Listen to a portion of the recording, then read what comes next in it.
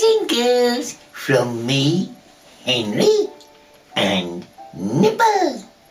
Now before we begin tonight's story, don't forget, if you liked the video, press the like button and subscribe. Remember, it costs you nothing to subscribe, but you will be the first to know each and every time me, Henry, with Nipper, makes a new video. So are we all snuggled in? Tonight's story is The Steadfast Tin Soldier, about the tin soldier who falls in love with a paper ballerina. Are we ready? Once upon a time, 25 soldiers, all brothers as they were made out of the same old tin spoon. Their uniform was red and blue, and they shouldered their guns and looked straight in front of them.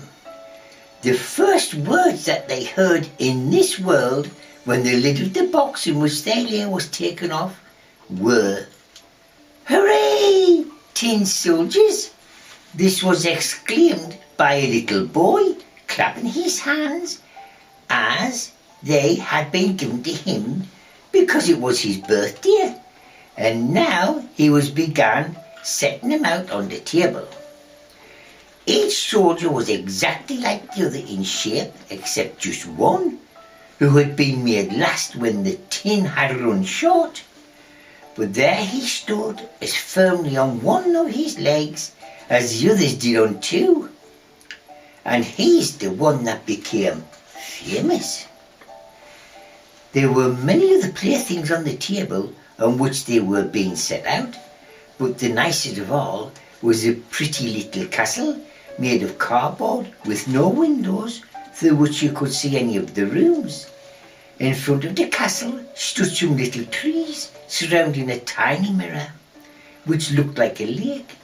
Wax swans were floating about and reflecting in it. There was a very pretty, but the most beautiful thing was a little lady who stood in the open doorway.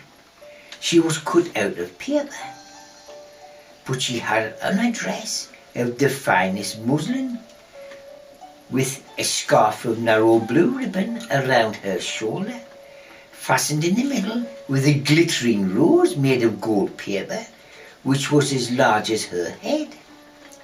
The little lady was stretching out both her arms, for she was a dancer, and was lifting up one leg so high in the air that the tin soldier couldn't find it anywhere, and thought that she too had only one leg.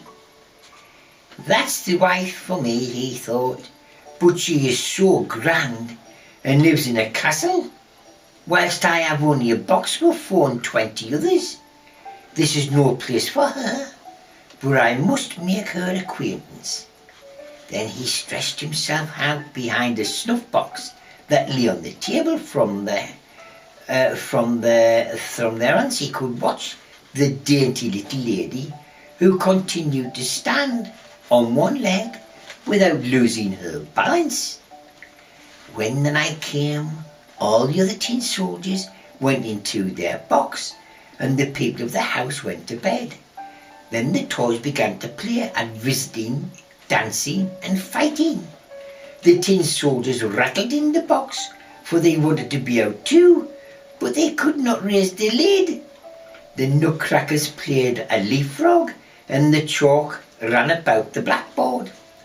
There was such a noise that the canary woke up and began to talk to them, in poetry too.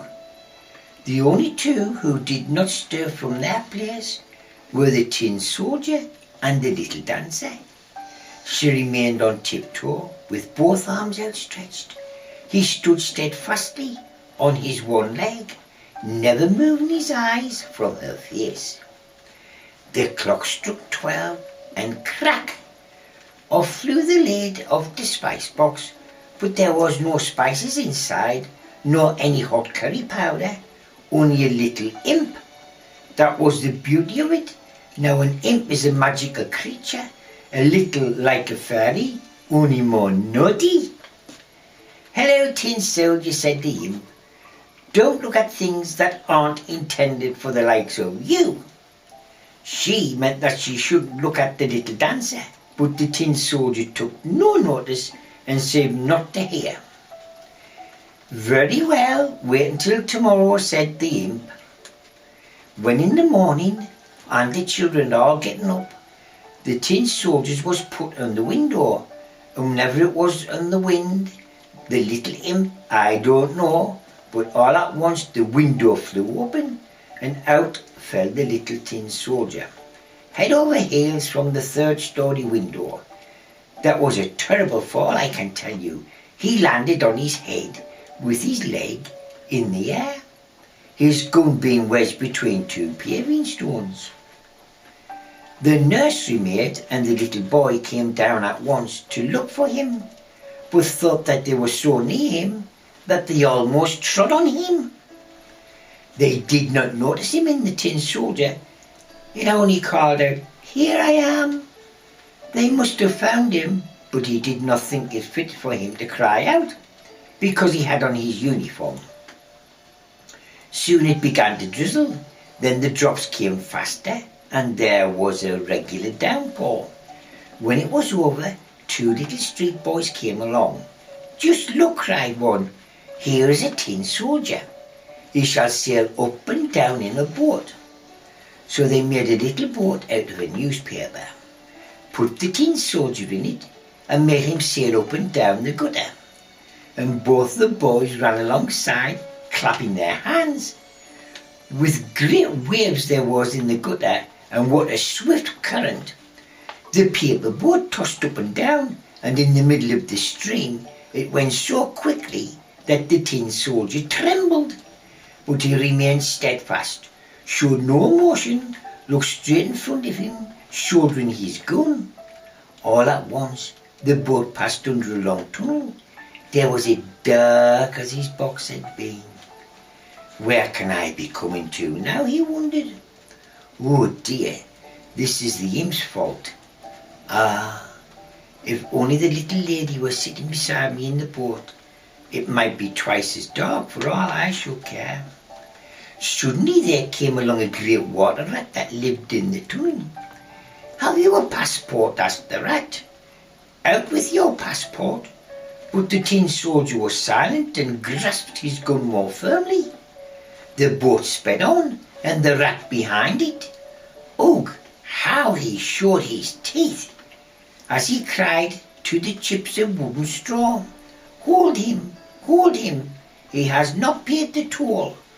He has not shown his passport." But the current became swifter and stronger. The tin soldier could already see daylight where the tunnel ended, but in his ears there sounded a roaring enough to frighten any brave man. Only think, at the end of the tunnel, the gutter discharged itself into a great canal. That would be just as dangerous for him as it would be up for us to go down a waterfall. Now he was so near to it that he could not hold on any longer. On went the boat with the poor tin soldier keeping himself as stiff as he could. No one should say of him afterwards that he had flinched. The boat whirled 3-4 times around and became filled to the brim with water, and it began to sink. The tin soldier was standing up to his neck in water, and deeper sank the boat, and softer grew the paper. Now the water was over his head. He was thinking of the pretty little dancer, whose face he should never see again. And there sounded in his ears, over and over again, "Forward, forward, soldier bold, death's before thee, grim and cold." The paper came in two, and the soldier fell, but at that moment he was swallowed by a great fish. Oh, how dark it was inside, even darker than the tunnel, and it was really very close quarters. But there the steadfast little tin soldier lay full length, shouldering his gun. Up and down swam the fish, and made the most dreadful contortions and became suddenly quite still. Then it was as if a flash of lightning had passed through him. The daylight streamed in, and a voice exclaimed, "Why, here is the little tin soldier." The fish had been caught, taken to market, sold, and brought into the kitchen, where the cook had cut it open with a great knife. She took up the soldier between her fingers and thumb and carried him into the room, where everyone wanted to see the hero who had been found inside a fish. But the tin soldier was not at all proud. They put him on the table, and but what strange things did happen in this world. The tin soldier was in the same room in which he'd been before. He saw the same children and the same toys on the table. And there was the same grand castle with the pretty little dancer. She was still standing on one leg with the other one high in the air. She too was very steadfast. That touched the tin soldier. He was going to shed tin tears, but that would not have been fitting of a soldier. He looked at her, but she said nothing. All at once, one of the little boys took up the tin soldier and threw him into the stove, giving no reason, but doubtless the imp in the spice box was at the bottom of this too. There the tin soldier lay and felt a heat that was truly terrible. But whether he was suffering from actual fire or from the ardour of his passion, he did not know. All his colours had disappeared. Whether this had happened on his travels or whether it was the result of the trouble, who can say? He looked at the little lady, she looked at him, and he felt that he was melting. But he remained steadfast with his gun at his shoulder. Suddenly a door opened. The draught caught up the little dancer, and off she flew like a fairy to the tin soldier in the stove, burst into flames, and that was the end of her. Then the tin soldier melted down into a little lump, and when next morning the maid was taking out the ashes, she found him in the shape of a heart. There was nothing left of the little dancer but her gilt rose, burnt as black as cinder. Now, wasn't that a nice story, children? So, nighty-night, children. Nighty-night. Night.